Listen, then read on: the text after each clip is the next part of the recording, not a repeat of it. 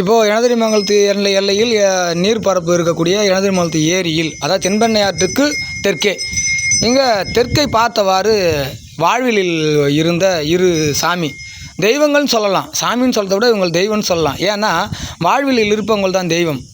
இப்போ வலதுபுறமாக இருப்பவர் அவருடைய வாழ்வியோட துணைவியாராக இருக்க வேண்டும். ஏனென்றால் துணைவியார் என்பதுதான் வலது பக்கம் இருப்பார்கள். இடது பக்கமாக இங்கே பாருங்கள், மின்னோடும் பிள்ளை என்று கூறக்கூடிய தமிழ் வாழ்விலில் ஒருவர் இங்கே இருக்கிறார். இவர் காவல் தெய்வம் என்று சொல்லலாம்.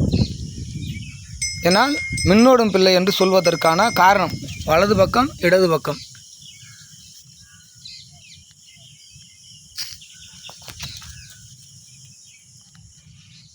இப்போ தெரியும் பாருங்கள். அப்படியே பார்த்தீங்கன்னா சூரியன் உதிக்கும் திசையில், அதாவது கிழக்கே.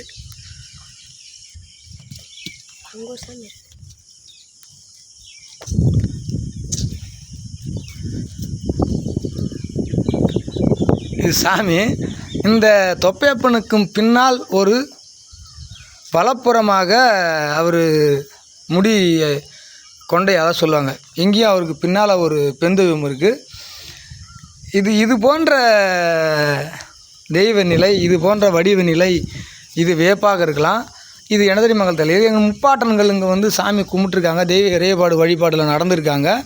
இங்கேருந்து ஒரு கிலோமீட்டருக்குள்ளே இருக்கும். இதே திசையில் இருக்கும். ஒரு பக்கமாக, அதாவது மேல்மருவத்தூர் அடிகளார் நிலத்திற்கும் தெற்கே இதே போன்று அந்த சாமியை பஞ்சனூரான என்னமோ சொல்லுவாங்க. அங்கே இருக்குது. நான் கேட்டேன், இது என்ன நம்ம கொல்லியில் இவ்வளோ பெரிய சிலைகள் இருக்குது, கல் வழிபாடு இருக்குதுன்னு கேட்டேன். ஆனால் அது தனி வழிபாடு, அதாவது அது சாமி தான். இது இறை வழிபாடு.